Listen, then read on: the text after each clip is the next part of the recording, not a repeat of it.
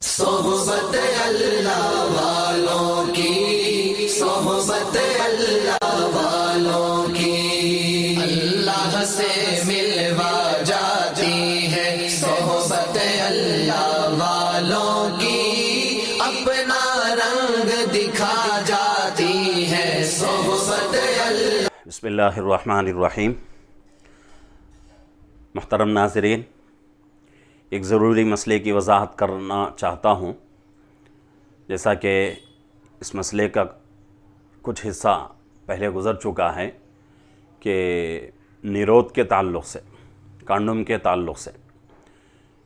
اس سے پہلے جو مسئلہ گزرا تھا وہ یہ تھا کہ نیرود کے ذریعے سے غسل واجب ہوتا ہے یا نہیں، تو اس کا جواب میں نے اس ویڈیو میں دے چکا ہوں۔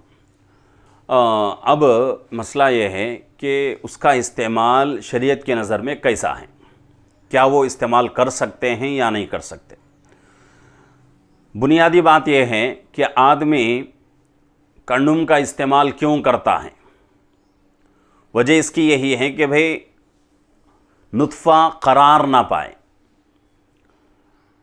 اور اس کی وجہ سے بچوں کی ولادت نہ ہو، اس وجہ سے لوگ کنڈوم کا استعمال کرتے ہیں۔ اس کے علاوہ اور کوئی دوسرا مقصد نہیں رہتا۔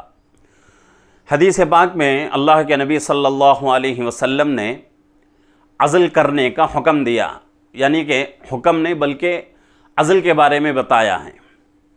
عزل کا طریقہ، عزل کس کو کہتے ہیں کہ ہم بستری کے وقت منی کے جو قطرے نکلنے کا وقت آتا ہے، وہ قطرے عورت کی شرمگاہ میں داخل نہ کرے بلکہ عورت سے جدا ہو کر منی کے قطرے باہر چھوڑ دے، اس کو عزل کہا جاتا ہے فقہ کی اور حدیث کی زبان میں۔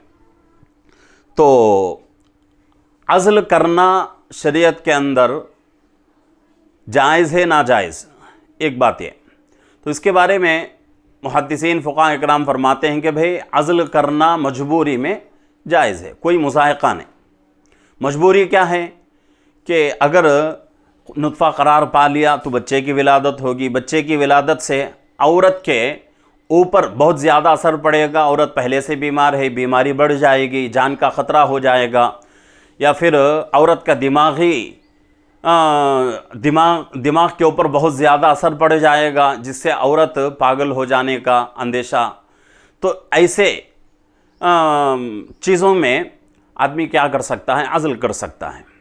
عزل کا تو حکم ہے، لیکن کنڈوم استعمال کر سکتا ہے یا نہیں، اس کے بارے میں یہی بات بتائی جاتی ہے کہ بھئی عزل کا جب شریعت کے اندر حکم دے دیا گیا ہے تو ان چیزوں کا کیوں استعمال کیا جائے۔ کنڈوم ہو یا پھر جو ہے لوب جو آتا ہے، اس کے ذریعے سے بھی بچے کی ولادت نہیں ہو سکتی۔